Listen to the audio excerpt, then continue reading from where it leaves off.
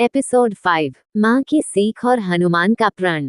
कथा। पिछले दिनों की शरारतों के बाद नन्हे हनुमान अब कुछ शांत रहने लगे थे। एक शाम जब जंगल में सूरज ढल रहा था, वे चुपचाप बैठे आसमान को देख रहे थे।